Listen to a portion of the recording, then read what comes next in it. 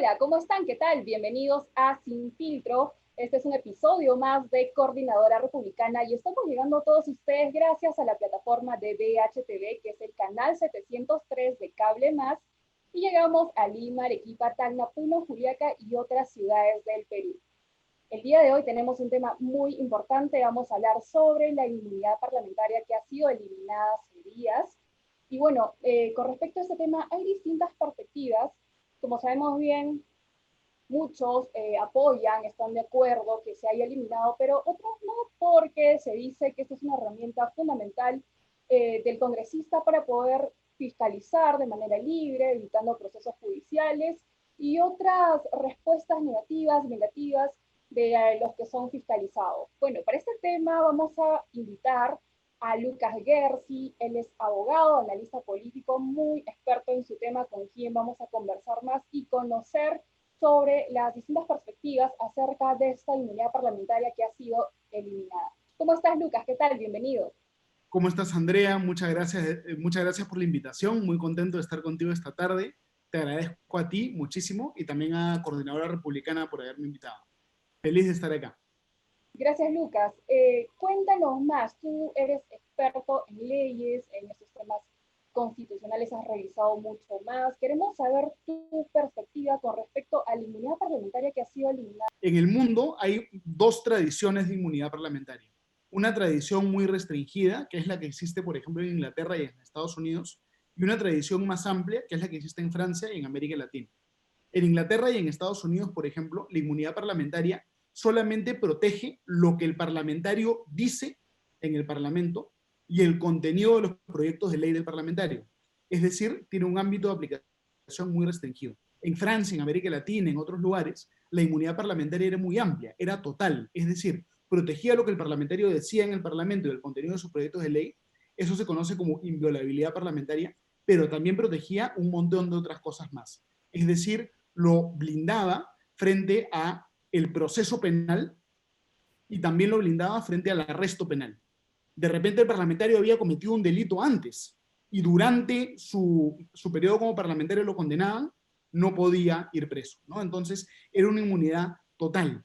Entonces yo realmente saludo lo que ha hecho el Congreso de la República. Yo lo he manifestado antes, yo estoy de acuerdo, no con eliminar la inmunidad parlamentaria. Eso suena demagógico, en realidad no la han eliminado. Lo que han hecho es que han restringido el ámbito de aplicación de la inmunidad parlamentaria, manteniendo la inmunidad respecto a las funciones propias del parlamentario en el Parlamento. Por ejemplo, si el parlamentario dice algo que es difamación en el hemiciclo, tú no puedes querellar al parlamentario por difamación. Esa parte se mantiene, pero eliminando la inmunidad parlamentaria más amplia, ¿no? Y eso yo creo que es correcto por varias razones. Primera razón, porque se elimina el incentivo de que personas busquen entrar a la política para evadir a la justicia. Hay varios ejemplos y son ejemplos dramáticos.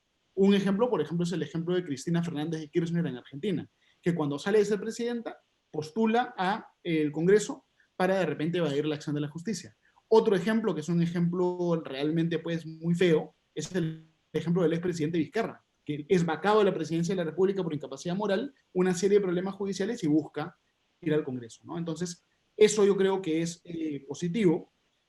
Otra cosa que yo creo que es positiva es que la inmunidad parlamentaria se prestaba a comportamientos selectivos por parte de las autoridades. ¿Por qué? Porque era la Corte Suprema la que pedía el levantamiento y el mismo Congreso de la República el que lo levantaba.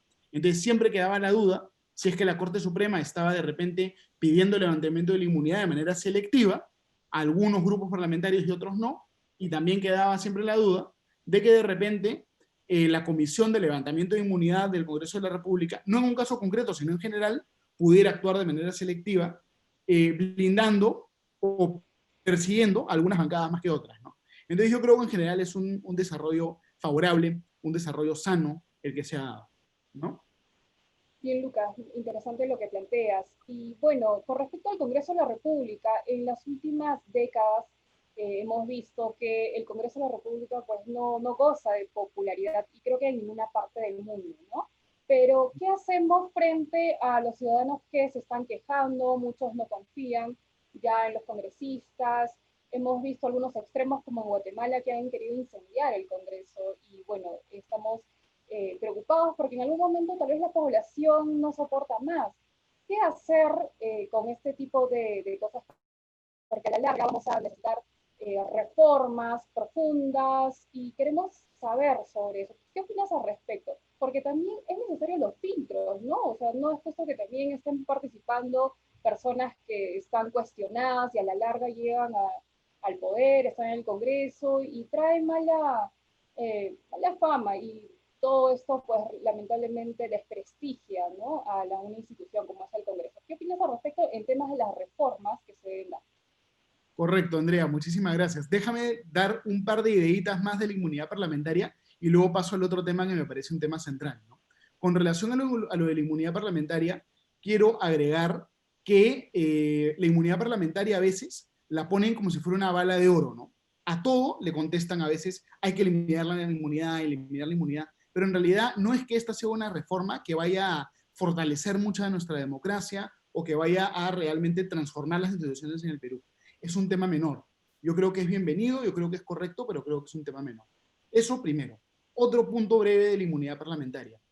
Eh, yo creo que era excesivo blindar a los parlamentarios del arresto del proceso penal en general. Pero yo sí creo que frente a la eventualidad de que haya algún tipo de persecución política contra los parlamentarios, debería haber algún tipo de protección. Pero creo que debería ser una protección más acotada que la inmunidad parlamentaria tal y como existía antes. Entonces, de repente, una fórmula intermedia que podría ser interesante sería de repente blindar a los parlamentarios, no del proceso penal, no del arresto, sino solamente de medidas como la detención preliminar y la prisión preventiva.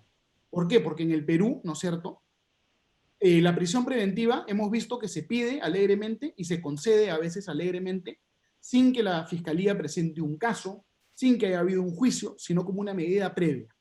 Entonces, cuando se quiere realmente a veces, la justicia se politiza, no por el lado de las sentencias penales, sino más bien por el lado de la prisión preventiva. Entonces, de repente, para proteger a los congresistas de eventuales persecuciones políticas, bastaría una inmunidad a la anglosajona, blindando lo que dicen en el Congreso, blindando el contenido de sus proyectos de ley y además protegerlos de la prisión preventiva. Pero romper esta inmunidad parlamentaria omnicomprensiva yo creo que es saludable, porque evita que la política se convierta en un imán de personas que quieren llegar para evadir la acción de la justicia.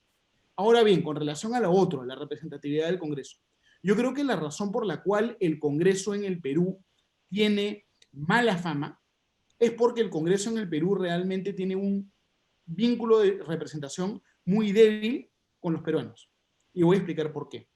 Nosotros en el Perú tenemos un sistema de representación plurinominal y tenemos distritos electorales que son muy grandes. En Lima, por ejemplo, escogemos antes 36, ahora creo que lo han bajado a 33 parlamentarios en Lima. Cada lista presenta 33 candidatos y hay como 20 y tantas listas. Entonces, al final la elección en Lima es una elección entre cientos de candidatos. No sé si son 700, 600 y pico, pero hay tantos candidatos que el costo de informarse para votar es muy alto y que una vez que escogemos candidatos, ya nadie sabe quién es su congresista, porque hay una situación de confusión, hay demasiados electores y demasiados congresistas. Entonces, para que el Congreso se prestigie, tendríamos que cambiar el sistema electoral de manera tal que partimos Lima, por ejemplo, y partimos el Perú en divisiones territoriales donde solo se escoge a un congresista. De esa forma, en vez de tener elecciones con cientos de candidatos, van a haber elecciones con 20, 25 candidatos o menos. Y ahí sí podemos nosotros estudiar a los candidatos. Y cuando un candidato es electo, ahí sí sabemos cuál es nuestro congresista y podemos fiscalizar cómo vota, si vota bien, si vota mal, si fiscaliza, si no fiscaliza, si nos representa, si no nos representa, si nos escucha, si no nos escucha. Entonces, la gran reforma que yo creo que se debe implementar en el Perú es el tránsito de los distritos electorales enormes que hay en el Perú a distritos uninominales. Y además los distritos uninominales fomentan el bipartidismo. ¿Por qué? Porque para tener una buena bancada, un partido político tendría que quedar primer lugar en varios distritos. Entonces, eso ocasiona que los partidos pequeños se junten a partidos más grandes con más institucionalidad, con más vida democrática, ¿no? Entonces, eso yo creo que sería una gran reforma. Otra gran reforma sería establecer ese sistema unido a un sistema de renovación del Congreso por mitades o por tercios, como ocurre en realidad prácticamente en todas las repúblicas funcionales de primer mundo que existen en el mundo.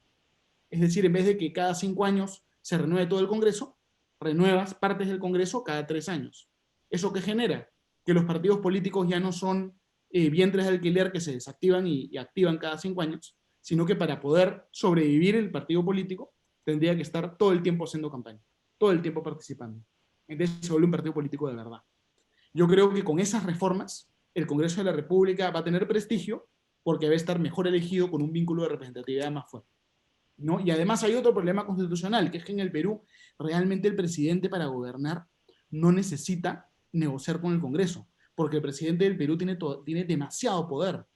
Puede, a través de reglamentos, gobernar, determinar muchas cosas, porque a veces hay una ley de un artículo con un reglamento de 500 artículos. El presidente pide facultades y el Congreso siempre le da, entonces el presidente gobierna con decretos legislativos. Entonces, también yo creo que deberíamos recortar un poco los poderes del Ejecutivo, que el Ejecutivo se dedique más a gobernar y que sea el Congreso el que se dedique a legislar. Y de esa forma obligamos al Ejecutivo a negociar, conversar democráticamente con el Legislativo, que es lo que requiere el Perú. Bien, Lucas, has descrito estas reformas de verdad de manera muy interesante. Esperemos que realmente esto se aplique, ¿no? Porque siempre caemos en lo mismo, estamos esperando nuevos congresistas, nuevos rostros, pero nuestro sistema también debería refinarse. Y bueno, esto ha sido todo por hoy, Lucas, te agradecemos, esperemos que la próxima estés también con nosotros. Muchísimas gracias, Andrea. Yo encantado de estar acá y cuenten conmigo en el futuro también, de todas maneras. Excelente. Bueno, amigos, esto ha sido todo por hoy. Nos vemos en el próximo episodio de Sin Filtro por Coordinadora Republicana y BHTV, el Cable Más.